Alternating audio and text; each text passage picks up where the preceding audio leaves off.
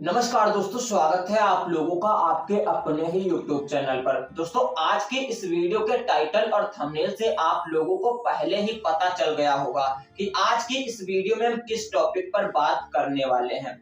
वैसे जिनको नहीं पता चला उनको एक बार फिर से बता देता हूं कि आज की इस वीडियो में हम ग्रैंड लीग की यूनिक टीम कैसे बना सकते हैं, उसके साथ साथ ग्रैंड लीग की मल्टीपल टीमें भी कैसे क्रिएट कर सकते हैं और हम अपनी टीम में बेस्ट कप्तान और वाइस कप्तान कैसे बना सकते हैं। इन्हीं कुछ टॉपिक्स पर आज की इस वीडियो में हम बात करने वाले हैं। वैसे आप लोग यदि ग्रैंड लीग खेलते होंगे तो आप लोगों को पता होगा कि ग्रैंड लीग जीतने के लिए परफेक्ट कप्तान और वाइस कप्तान हमारी टीम में बने होने चाहिए। उसके साथ ही साथ हमारी टीम में जो 9 खिलाड़ी अदर होते हैं वो हर एक खिलाड़ी ड्रीम टीम का मेंबर होना चाहिए, क्योंकि आप लोगों ने तो अभी तक बहुत सी ऐसी ग्रैंड लीग खेली है जिसमें ग्रैंड लीग तो खेली है लेकिन ना के बराबर पैसा मिला है। आप लोग हारते भी हैं, कभी कभी अपना पैसा वापस भी पा जाते हैं, क्योंकि ऐसे अक्सर इसलिए होता है कि आप अपनी टीम बनाते समय कुछ गलतियां जरूर कर देते हैं। तो वो कौन सी गलतियां हैं उसको थोड़ा सा आज के इस वीडियो में हम बताएंगे, क्योंकि आपकी गलती है तो सुधार आपको ही करना होगा। मैं अपना रास्ता बता सकता हूँ, जिस तरह मैं अपनी ग्रैंड लीग की कॉम्बिनेशन के साथ टीमें बनाता हूँ, सिर्फ मैं वही आप लोगों तक शेयर कर सकता हूँ। बाकी आपके ऊपर डिपेंड करता है, आपके माइंड सेट के ऊपर डिपेंड करता है कि आप उस रास्ते पर चलकर अपनी ग्रैंड लीग की टीमों में कुछ सुधार करना चाहते हैं या फिर नहीं। और यदि आप लोग सच में सुधार करना चाहते हैं तो वीडियो को एंड तक देखना, और यदि सुधार करना नहीं चाहते, आप लोगों को लगता है ये सब कुछ बकवास है, हम अपने माइंड सेट से टीम बनाएंगे और किसी ना किसी दिन फर्स्ट रैंक ला पाएंगे, तो आप लोग वीडियो को स्किप करके चले जाइएगा। क्योंकि किसी भी वर्क को करने में तभी मजा आता है जब उसका एक्सपीरियंस आप लोगों को हो। आप लोगों ने खुद देखा होगा कि एक्सपीरियंस वाले लोग को कभी भी कोई नहीं हरा सकता, क्योंकि उसके पास इतना ज्यादा एक्सपीरियंस होता है। तो आप लोगों के पास भी एक्सपीरियंस हो सकता है, बस आप लोगों को रास्ता बदलना होगा। आप लोगों को ऐसा रास्ता चुनना होगा जिस पर ये चलना संभव है तो चला जा सके। तो चलिए दोस्तों, अब वीडियो की शुरुआत करते हैं। वीडियो में आप लोगों को किस टॉपिक पर बात बताएंगे तो वो है कप्तान और वाइस कप्तान और ग्रैंड लीग की मल्टीपल टीमें कैसे क्रिएट कर सकते हैं। देखिए, सबसे पहले आपकी मैं गलतियां गिना दूं जिसको सुनकर आपको खुद लगेगा कि भाई ये गलतियां तो हम जरूर करते हैं। तो पहली गलती आप लोग कौन सी करते हैं? पहली गलती आप लोग करते हैं कि मैच को टारगेट नहीं करके चलते। अब मान के चलिए कोई एक सीरीज चल रही है, अभी अभी जो हमारे पास सीरीज चल रही है वो WPL यानी कि वुमेन प्रीमियम लीग चल रही है और उसके साथ PSL पाकिस्तान सुपर लीग चल रही है। तो ये दोनों लीगें हमारे पास जो है ऑलरेडी चल रही है। तो हम इन दोनों अगर लीगों में हर एक दिन ग्रैंड लीग की टीम क्रिएट करने जाएंगे तो हमारी जो टीमें हैं वो बिल्कुल अच्छी नहीं बनेंगी और हमारी टीमों में खिचड़ी पैदा हो जाएगी, या फिर यूं कहें कि खिचड़ी बना के हम सारी की सारी टीमों में रख देंगे। तो हमें हर एक दिन ग्रैंड लीग खेलना ही नहीं है। ग्रैंड लीग खेलने का सबसे पहला मंत्र यही है कि आप लोगों को जो मैच है वो उसको टारगेट करके चलना होगा। अब मैच कैसे टारगेट कर सकते हैं तो सब्र करिए, मैं सब कुछ आगे आप लोगों को बता देता हूँ। बस आपकी पहले गलतियां आपको गिना दूं। तो आप लोगों की पहली गलती कौन सी है? आप लोग मैच को टारगेट नहीं करके चलते, आप हर एक मैच में ग्रैंड लीग की टीमें बनाने चले जाते हैं। दूसरी आप लोगों की गलती जो है, अपनी टीम बनाते हैं, टीम में वही खिलाड़ी रखते हैं जिनका परसेंटेज जो है सिलेक्शन परसेंटेज हाई होता है। आप उन्हीं खिलाड़ियों को अपनी टीम में रखते हैं, ऐसा बिल्कुल भी नहीं करना है। तो किस बेस पर अपनी टीमें बनानी है तो वो भी हम आगे आपको बताएंगे, बस आपको वीडियो को धैर्य के साथ देखना है। तीसरी जो आप लोग इसी के साथ गलती कर देते हैं कि आपने टीम बनाई हाई सिलेक्शन वाले प्लेयर के साथ और उन्हीं प्लेयर में से आपने देखा कि भाई इस प्लेयर का जो कप्तान का परसेंटेज है वो 28%, 25%, 38%, 40% है, तो आपने उसी प्लेयर को कप्तान बना दिया और आपको लगता है कि बहुत सारे लोगों ने इसे कप्तान बनाया है तो हम भी बना के अच्छा पैसा विन करेंगे। अब इसे एक उदाहरण के थ्रू आप लोग समझिए। यदि किसी भी प्लेयर का 40% सिलेक्शन कप्तानी का है, अगर आपको उस प्लेयर को रोटेट करना हो तो कितना बेहतर होगा। अब जैसे मेरा खुद एक्सपीरियंस जो बोलता है, जैसे मेरा कप्तानी का परसेंटेज है 40, मैंने उसी खिलाड़ी को 40% कप्तान जिस खिलाड़ी को लोगों ने बनाया है उसी खिलाड़ियों को बनाया है। अब सपोज दैट कि वो खिलाड़ी फ्लॉप हो जाता है तो 40% लोगों में मेरी भी टीम चली जाएगी। लेकिन अगर आप कुछ यूनिक करेंगे तो 40% लोगों ने जिस प्लेयर को कप्तान बनाया है उस प्लेयर को आप लोग रोटेट करके अपनी टीम में बनाइए और उस प्लेयर को कप्तान नहीं बनाइए, तो आपकी टीम कैसे यहाँ पर यूनिक बनती है। देखिए 40% जो टीमें थी वो फ्लॉप हो जाएंगी यदि वो अकेला एक प्लेयर फ्लॉप होता है तो। अब 40% लोगों में से आप 40% यानी कि जैसे 1 लाख लोग खेल रहे हैं तो लगभग 40,000 लोगों को आपने पीछे छोड़ दिया सिर्फ एक प्लेयर के मिस होने से। अब जैसे उसका सिलेक्शन परसेंटेज था 90% था और कप्तानी का सिलेक्शन परसेंटेज था 40, तो 40% टीमों को आपने पीछे छोड़ा जब वो फ्लॉप हुआ। और जब आपने उस प्लेयर को रोटेट किया यानी कि आपने 3-4 टीमों में से 2 टीमों में उसे पिक किया और तीसरी टीम में पिक नहीं किया, अब जिस टीम में आपने पिक नहीं किया था और वो फ्लॉप हो गया तो उस टीम में आपने कितने परसेंटेज पीछे छोड़ा, लगभग 90% लोगों को पीछे छोड़ दिया। अब 1 लाख लोगों में से 90,000 टीमें थी वो आपसे ऐसे ही पीछे चल गई। अब आपका कंपटीशन बचा तो सिर्फ मात्र 10,000 टीमों के साथ। तो आप लोगों को समझ में आया होगा कि हमें कैसे अपनी टीमों में जो रोटेट करके चलना है। तो इसको भी हम आगे और भी डिटेल में बताएंगे, ये तो बस उदाहरण था कि आप लोग कैसे कप्तान और वाइस कप्तान गलत चुनते हैं। तो ये दूसरी आप लोगों की दूसरी और तीसरी गलती हमने बता दिया। अब लास्ट गलती जो बची है उसको भी बता देते हैं, उसके बाद बताएंगे कैसे इन सब गलतियों में सुधार करके और भी कुछ टिप्स है उनको भी शेयर करेंगे कि आप लोग यूनिक टीम भी कैसे बना सकते हैं। देखिए आप लोगों की जो लास्ट गलती है वो आप लोग लास्ट मैच जो मैच चल रही होती है उसके रिसेंट यानी कि उसके पहले जो मैच खेला गया था उसी के बेस पर आप लोग कप्तान और वाइस कप्तान बनाने चले जाते हैं। सपोज दैट कि मैच जो है वहां पर क्वेटा और लाहौर टीम के बीच में चल रहा है। क्वेटा की टीम के जो एक ओपनर थे वो इस मैच में जैसे 80 रन मार के चले गए और आप जो दूसरे मैच में इसे अपनी टीम में इस टीम को जैसे क्वेटा और किसी टीम के बीच में मैच हुआ दूसरा, तो क्वेटा की टीम के उस प्लेयर को आप लोग कप्तान जरूर बनाएंगे। क्यों बनाएंगे? क्योंकि पिछले मैच में 80 रन मारे थे, उसके पहले मारे थे 30-35 रन, उसके पहले फिर से 20-30 रन मारे थे। तो आपको लगता है कि ये प्लेयर हर एक मैच में प्रदर्शन करता है तो आज के इस मैच में हो सकता है धीरे धीरे स्कोर बढ़ रहा, हो सकता है 100 रन भी मार के चला जाए, तो ऐसा बिल्कुल करना ही नहीं है। आपको हर एक मैच की प्रेडिक्शन अलग निकालनी है। कैसे निकालनी है? क्योंकि हर एक मैच का ग्राउंड जो होता है वो अलग होता है। हो सकता है जिस ग्राउंड पर पहला मुकाबला खेला गया था उस ग्राउंड पर उस प्लेयर का फॉर्म थोड़ा सा अच्छा था और वो बैटिंग फ्रेंडली ट्रैक था, और जिस पिच पर आज का मुकाबला है हो सकता है वो पिच बैलेंस हो, बैटिंग फ्रेंडली हो, या फिर यहाँ पर जो है बॉलिंग साइड जाने वाली है। तो आप लोगों को कुछ ऐसी ही गलतियों को जो बार बार करते हैं इन सारी गलतियों में सुधार तो करना ही होगा यदि आपको ग्रैंड लीग जीतना है। तो ये आपकी कुछ गलतियां थी, अब इनमें सुधार करके कैसे अच्छी टीम बना सकते हैं। देखिए वैसे तो ग्रैंड लीग की टीमों में कुछ ज्यादा मायने नहीं रखता, जो मेरा खुद का 4 साल का एक्सपीरियंस बोलता है वो 3 चीजें आपको पता होनी चाहिए। मोटी मोटी 3-4 चीजें हैं, उसके बाद तो छोटी छोटी चीजें चलती ही रहती हैं। मोटी मोटी चीजों में एक आ जाता है वेन्यू। जी हाँ दोस्तों, वेन्यू आप लोगों को पता होनी चाहिए। आधी अधूरी जानकारी हमेशा जानलेवा रहती है। तो अगर आपको वेन्यू आधी पता चलती है तो आपका पैसा 100% नुकसान जाएगा।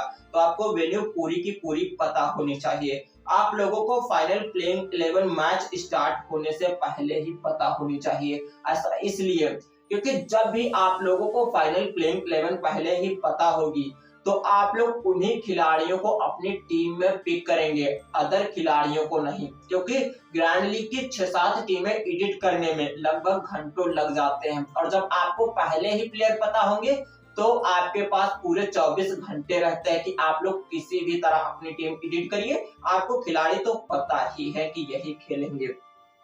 तीसरी जो आप लोग गलती कर देते हैं वो टीम बनाते समय करते हैं। तो सबसे पहले इन दो गलतियों के बारे में बताएंगे, उसके बाद टीम बनाने जब चलेंगे तो वहां पर आपको कुछ और भी गलतियां बताएंगे।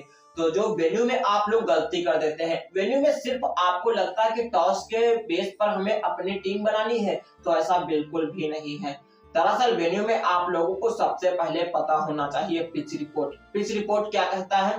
पिच बैटिंग फ्रेंडली रहने वाली है या फिर बॉलिंग फ्रेंडली या फिर बैलेंस रहने वाली है। अगर पिच बैटिंग फ्रेंडली रहने वाली है तो हमें अपनी टीम में बैट्समैन को ज्यादा महत्व देके चलना होगा।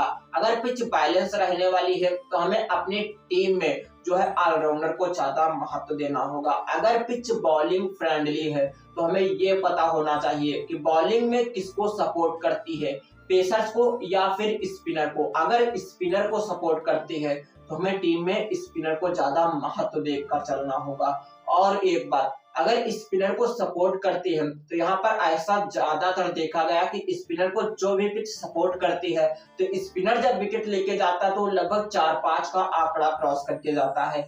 1-2 विकेट नहीं लेता, 4-5 विकेट लेके जाता है। तो वहां पर ऐसे में आप लोगों को जो है स्पिनर को कप्तान और वाइस कप्तान भी बना के चलना होगा। ये हमें पिच रिपोर्ट पता होनी चाहिए। और टॉस के बेस पर हमें पता होना चाहिए कि जो मैच विनिंग परसेंटेज है, जैसे पिच बैटिंग फ्रेंडली है और वहां पर परसेंटेज जो है विनिंग का वो 80% चांस बनता है जो टीम चेस करती है, तो हमें उसी टीम के प्लेयर को, जो बैटिंग फ्रेंडली पिच थी, उसी जो भी टीम टॉस करके चेस करने जाए या फिर बैटिंग करे तो जो टीम चेस करे उस टीम के बैट्समैन को कप्तान और वाइस कप्तान बना के चलना है। कब? जब पिच बैटिंग फ्रेंडली हो और टॉस कहता है कि यहाँ पर जो है 80% चेस करने वाली टीम विन करती है। अगर पिच बैलेंस निकली और वहां पर जो विनिंग का परसेंटेज है वो भी बैलेंस रहता है, तो ऐसे में ज्यादा सिचुएशन ये बनती है कि हम अपनी टीम में जो कप्तान और वाइस कप्तान बनाए वो ऑलराउंडर को बनाए जो कि बैटिंग और बॉलिंग दोनों से पॉइंट दे के जाए। तो उम्मीद करता हूँ कि आपको वेन्यू पता चल गई होगी कि किस बेस पर कैसे हमें पता करके चलना है। तो वेन्यू में हमने बता दिया अब फिक्स प्लेयर को किस तरह हमें निकालना है, क्योंकि जब हमें फिक्स प्लेयर पता चल जाएंगे कि आज के इस मैच में ये 6-7 खिलाड़ी जो है वो फिक्स रहने वाले हैं, तब तो हमें ग्रैंड लीग टीम बनाना बहुत इजी हो जाएगा। क्योंकि आप लोगों को क्या लगता है, अगर 15, 20 या 22 खिलाड़ियों में से पहले ही हम 6 खिलाड़ियों को फिक्स निकाल ले तो उसके बाद हमारी सारी की सारी टीमों के लिए मात्र 5-5 खिलाड़ी चाहिए। अब 15-20 खिलाड़ियों में से 5 खिलाड़ी तो हम इजीली तरीके से रोटेट कर सकते हैं, ऐसा बिल्कुल भी संभव है। तो आप लोगों को पहले हम फिक्स खिलाड़ी निकालना बताएंगे। देखिए, आपको मैच में खेलते हुए 22 खिलाड़ी नजर आएंगे। अब सारे के सारे प्लेयर के रिकॉर्ड्स को आप लोग पता कर लीजिए। उसके बेस पर सबसे पहले आप लोगों को 15 से 16 खिलाड़ियों को निकाल लेना है। अब 15-16 खिलाड़ियों में से जिसका परसेंटेज जो है, कप्तानी और यहाँ पर सिलेक्शन परसेंटेज की बात नहीं कर रहा हूँ, जिसके जो पॉइंट्स यानी कि हर एक मैच में वो अच्छा परफॉर्मेंस करता है, उन खिलाड़ियों को आप लोगों को 6 या 5 खिलाड़ी अदर निकाल लेने हैं। उन्हीं 15 खिलाड़ियों में से या फिर 16 खिलाड़ियों में से वही होते हैं फिक्स खिलाड़ी, जो हर एक मैच में लगभग ड्रीम टीम के खिलाड़ी बनते हैं। भले ही कप्तान और वाइस कप्तान नहीं बन पाते, लेकिन ड्रीम टीम के खिलाड़ी बनते हैं। अब आप लोगों का एक यहाँ पर सवाल होगा कि भाई हमें 22 के 22 खिलाड़ियों का रिकॉर्ड मिलेगा तो मिलेगा कहाँ? अब जैसे ये मैच जो थी वो क्वेटा और लाहौर टीम के बीच में थी, तो इस मैच का हम आप लोगों को 22 के 22 खिलाड़ियों का रिकॉर्ड निकालना मोटा मोटा बता देते हैं। मैच पर जाते हैं। मैच में हम अपनी टीम बनाने के लिए जाएंगे। सबसे पहले यहाँ पर थोड़ा सा बफरिंग हो रहा है, बफरिंग हो जाए जब हम अपनी टीम क्रिएट करने जाएंगे तो आप लोगों को बताएंगे कैसे आप लोग यहाँ पर जो है हर एक प्लेयर का रिकॉर्ड निकाल सकते हैं। देखिए, हम अपनी टीम बनाने चले गए। अब यहाँ पर जैसे एस फरहान, अहमद और राजपक्षा, ये ऐसे प्लेयर है, जैसे यहाँ पर साई होप पिछले मैच में खेले थे। अगर इस प्लेयर का रिकॉर्ड हमें पता होना चाहिए तो यहाँ पर जो इसका फोटो बना है उस पर हम क्लिक कर देंगे तो यहाँ पर थोड़ा बफरिंग हो गई, इसके सारे के सारे रिकॉर्ड्स निकल के सामने आ गए। देखिए पिछले 3 मैचों में खेला नहीं था, उसके बाद 41 पॉइंट मैच खेला था, उसके बाद फिर से ड्रीम टीम का खिलाड़ी 36 पॉइंट में ड्रीम टीम का खिलाड़ी फिर से नहीं खेला था, एक मैच बारिश की वजह से रद्द हो गया था, फिर से 24 पॉइंट और उसके पहले बाद में मैच में 42 पॉइंट। तो हमें ऐसे सबसे पहले 22 के 22 खिलाड़ियों का रिकॉर्ड निकाल लेना है, उनमें देखना कि कितनी मैचें खेला, कितना जो है ड्रीम टीम का खिलाड़ी रहता है। अब जैसे कोई खिलाड़ी 6 मैचें खेला है, 5 में ड्रीम टीम का खिलाड़ी रहा था, तो ऐसे में ज्यादा संभावनाएं जो बनती है कि वो खिलाड़ी आज के इस मैच में भी ड्रीम टीम का खिलाड़ी रहेगा, तो वो हमारे लिए फिक्स खिलाड़ी हो जाता है। ऐसा इसलिए क्योंकि 5 खिलाड़ियों में एक मैच में तो फ्लॉप होना बनता ही है। मैं इसे फ्लॉप होना नहीं कहूंगा, क्योंकि बहुत से ऐसे अक्सर इस दुनिया में लोग भी है जो लगभग 5-6 घंटे वर्क करते हैं तो 1-2 घंटे वो आराम करते हैं। तो ऐसा यहाँ पर भी संभव है कि 5-6 दिन यदि अच्छा प्रदर्शन करे तो एक में वो फ्लॉप हो गए, तो ये फ्लॉप नहीं कहा जा सकता। तो ऐसे में आप लोगों को हर एक प्लेयर का रिकॉर्ड निकाल लेना है और उन्हीं के बेस पर आप लोगों को 5-6 खिलाड़ी को फिक्स करके चलना है। उसके बाद जो खिलाड़ी बचते हैं उसमें आप लोगों को पहले रोटेटेड 25% करके चलना है और उसके बाद जो है रिस्की प्लेयर को 25% करके चलना है। अब 25% में रिस्की कौन से प्लेयर होंगे, रोटेटेड कौन से होंगे? देखिए जो हमने 16 खिलाड़ी निकाले थे, अब मान के चलिए हमने 16 खिलाड़ी निकाले थे 22 खिलाड़ियों में से, उनमें से हमने 6 खिलाड़ी निकाल लिए थे, हमारे पास फिक्स खिलाड़ी निकल के आए।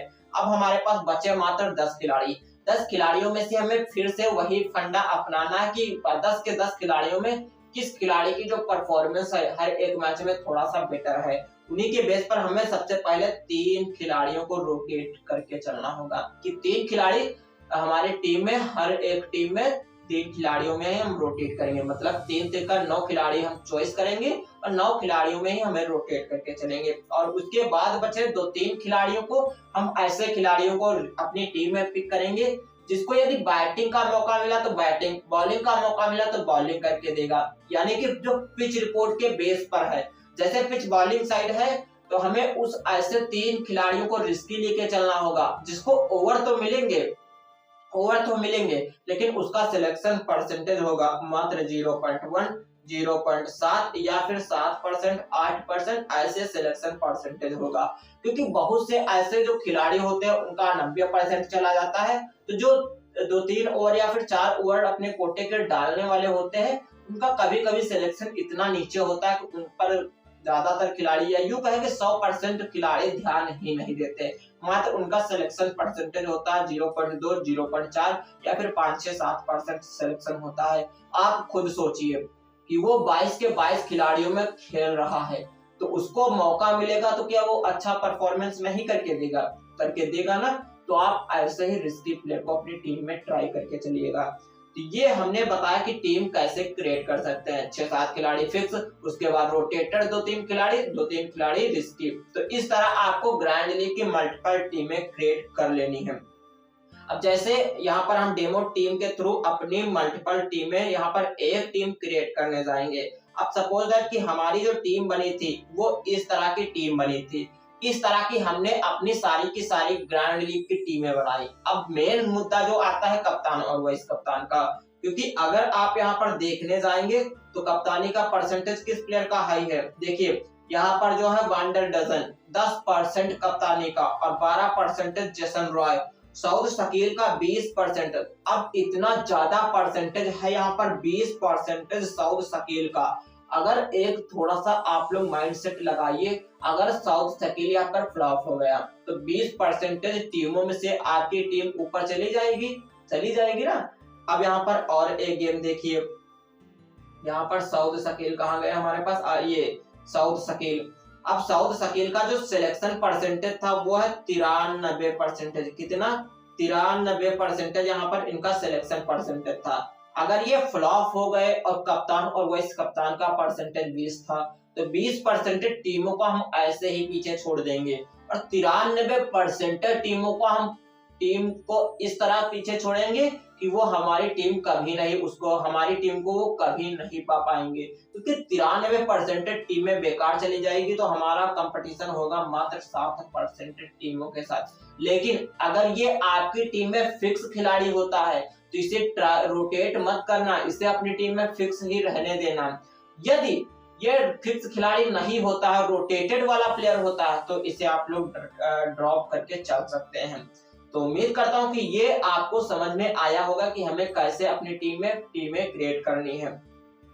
अब बात कर लेते हैं यहाँ पर थोड़ा सा कप्तान और वाइस कप्तान की। देखिए यहाँ पर हम कप्तान और वाइस कप्तान किस बेस पर अपनी टीम में बनाएंगे, तो सबसे पहले हमें मैच को टारगेट करके चलना होगा। अब जैसे मैच जो थी वो T20, T10 और यहाँ पर ओडीआई मैचेस हो सकती है। तो ज्यादा संभावनाएं जो बनती है, अगर T10 है तो टॉप ऑर्डर के बैट्समैन जो नंबर 3 या 2 या ओपन करते हैं उन्हें कप्तान बना के चलिएगा। अगर T20 मैच है तो ज्यादा संभावनाएं बनती है जो भी बैट्समैन 15, 16, 10, 12 ओवर खेल गया वही कप्तान हो जाता है। और उस सिचुएशन में आपको पिच रिपोर्ट भी ध्यान देनी है। जैसे पिच बैटिंग फ्रेंडली है तो हमें बैट्समैन को, पिच बॉलिंग फ्रेंडली है तो हमें बॉलर को कप्तान और वाइस कप्तान बना के चलना होगा। अगर मैच 50 ओवर का है तो हमें ऑलराउंडर को ज्यादा से ज्यादा कप्तान और वाइस कप्तान बना के चलना होगा, क्योंकि अक्सर देखा गया है कि लास्ट के 10-12 ओवर यदि ऑलराउंडर को खेलने को मिलते हैं तो 30-35 रन बना के चले जाते हैं और बॉलिंग में 1-2 विकेट निकाल के जाते हैं, तो वो जो पॉइंट होते हैं वो एवरेज पॉइंट से ज्यादा पॉइंट निकाल के दे देते हैं, तो वो बेस्ट कप्तान और वाइस कप्तान की पिक भी बन जाते हैं। तो इस तरह अपनी टीम बनाइए। कप्तान और वाइस कप्तान की सिलेक्शन की बात रहे तो वो मैच के ऊपर, पिच रिपोर्ट के ऊपर डिपेंड कर दीजिए। पिच रिपोर्ट के ऊपर डिपेंड करके जब आप लोग कप्तान बनाएंगे, जैसे ये मैच था T20, कौन सा मैच था, तो T20 मैच था। अब इस मैच की जो पिच रिपोर्ट रहने वाली है वो बैटिंग फ्रेंडली रहने वाली है और टीम की तरफ से ओपन करने वाले हैं van der Dussen. Batting friendly pitch है, वांडर डजन बैटिंग करेंगे और इस प्लेयर का रिकॉर्ड भी अच्छा है, फॉर्म भी अच्छी है, हमें पता है कि ये इजीली तरीके से रन भी बना लेता है, तो हमें इस प्लेयर को कप्तान बनाना है। क्यों बनाना है, क्योंकि लगभग अगर ये 15, 12, 10 ओवर तक खेल गया तो इसके पास ज्यादा अपॉर्चुनिटी होती है कि वो अपने पारी को और भी बड़ी पारी बनाए और नॉट आउट खेल के जाए।